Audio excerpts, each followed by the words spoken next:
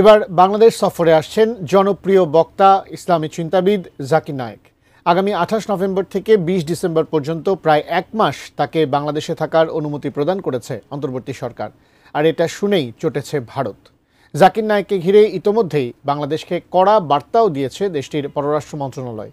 এক্ষেত্রে ঠিক কী পদক্ষেপ নিচ্ছে বাংলাদেশ সরকার?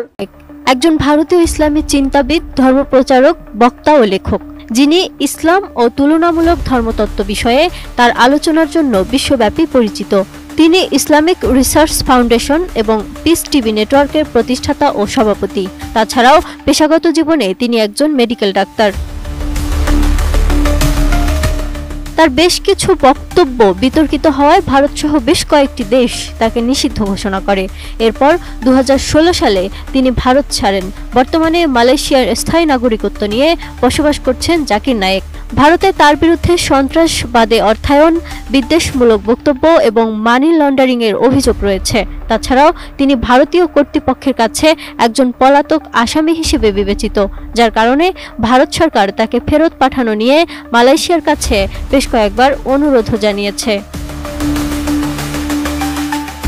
এরই মধ্যে জানা গেছে, বাংলাদেশের অন্তর্বর্তী সরকার জাকির নায়েককে আগামী 28 নভেম্বর থেকে 20 ডিসেম্বর পর্যন্ত প্রায় এক মাস ব্যাপী বাংলাদেশে থাকার অনুমতি প্রদান করেছে। তাছাড়াও বিভিন্ন স্থানে বক্তৃতা দেওয়ার অনুমতি দিয়েছে। এদিকে এই সফরের খবর প্রকাশ্যে আসার পরপরই ভারত এর দ্রুত প্রতিক্রিয়া জানায়।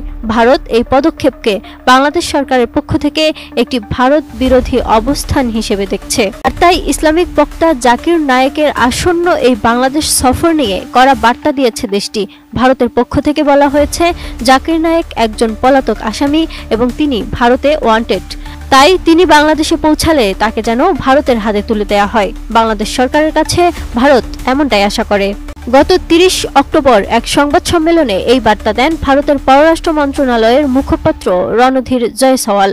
তিনি বলেন, জাকির নায়েক একজন পলাতক আসামি, তিনি ভারতে ওয়ান্টেড। তাই তারা আশা করেন নায়েক যেখানেই যান না কেন সেসব দেশ তার বিরুদ্ধে যথাযথ ব্যবস্থা নেবে। বাংলাদেশের সাবেক প্রধানমন্ত্রী শেখ হাসিনা সরকার 2016 সালে হলি আর্টিজান হামলার পর জাকির নায়েকের পিস টিভি চ্যানেল নিষিদ্ধ করেছিল। কারণ হিসেবে তখনকার সংবাদ মাধ্যমের প্রতিবেদনগুলো বলছে, হলি আর্টিজান হামলার তদন্তে দেখা গিয়েছিল যে এই হামলাকারীদের কেউ কেউ জাকির নায়েকের বক্তব্য দ্বারা প্রভাবিত